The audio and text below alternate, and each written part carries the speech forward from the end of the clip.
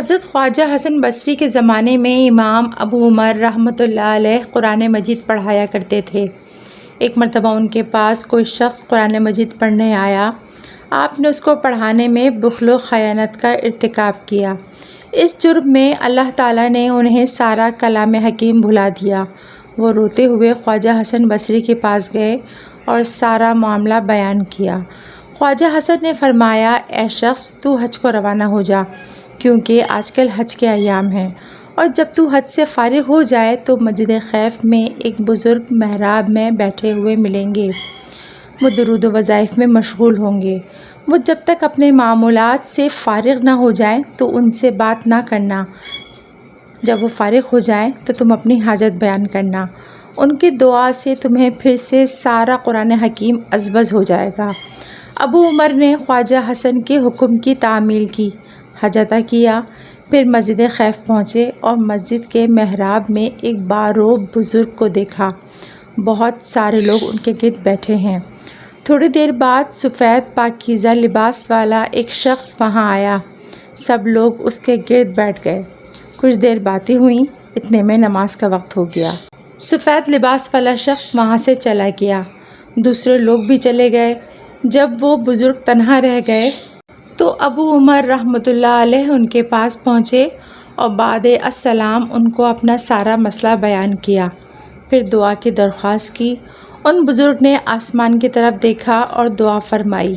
ابھی انہوں نے دعا ختم بھی نہ کی تھی کہ ابو عمر رحمۃ اللہ علیہ کو دوبارہ سارا قرآن مجید زبانی یاد ہو گیا۔ ابو عمر رحمۃ اللہ علیہ اتنا خوش ہوئے کہ ان بزرگ کے قدموں میں گر گئے۔ انہوں نے ابو عمر رحمۃ اللہ علیہ کو اپنے قدموں سے اٹھایا اور پوچھا، تمہیں میرے پاس کس نے بھیجا ہے؟ جواب دیا، خواجہ حسن بصری نے۔ بزرگ بولے، خواجہ حسن بصری نے ہمارا پردہ فاش کیا ہے، ہم ان کا راز افشا کرتے ہیں۔ یہ کہہ کر انہوں نے ابو عمر رحمۃ اللہ علیہ سے کہا، ابھی تم نے سفید پوشاک والے شخص کو دیکھا تھا؟ عرض کی، جی ہاں دیکھا تھا۔ فرمایا، وہ خواجہ حسن بصری رحمۃ اللہ علیہ تھے جو روزانہ بصرے سے ظہر کی نماز پڑھ کر مکہ پہنچتے ہیں، پھر ہم لوگ واعظ و نصیحت اور درس دیتے ہیں، اور جب عصر کی نماز کا وقت ہو جاتا ہے تو واپس بصرے چلے جاتے ہیں۔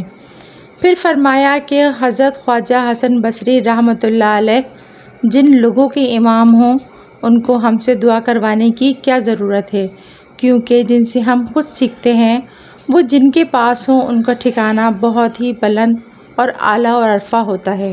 خواب میں حقیقت ظاہر ہو گئی۔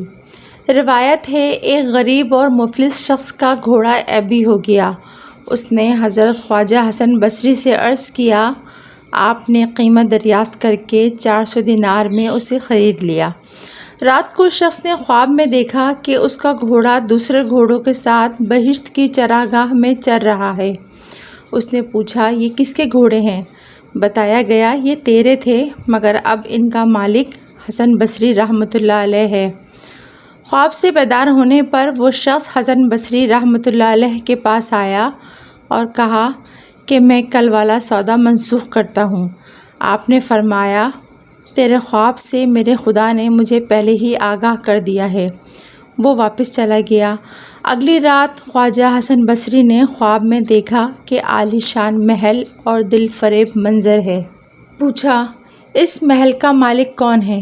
جواب ملا، جو شخص بھی منسوخ کرے گا یہ اس کا حل ہے۔ بیدار ہونے پر آپ نے اس آدمی کو بلایا اور بھی منسوخ کر دی۔ ایک دفعہ کا واقعہ ہے، ایک چھوٹا سا قافلہ حضرت خواجہ حسن بصری کے ہمراہ بیت اللہ کے حج کو گیا۔ راستے میں سارے قافلے کو بہت پیاس لگ گئی۔ راہ میں ایک ایسا کنواں نظر آیا جس کا پانی بہت نیچے تھا۔ اس تک پہنچنا اور پانی حاصل کرنا بالکل ممکن نہ تھا۔ رسی اور ڈول بھی دستیاب نہ تھا۔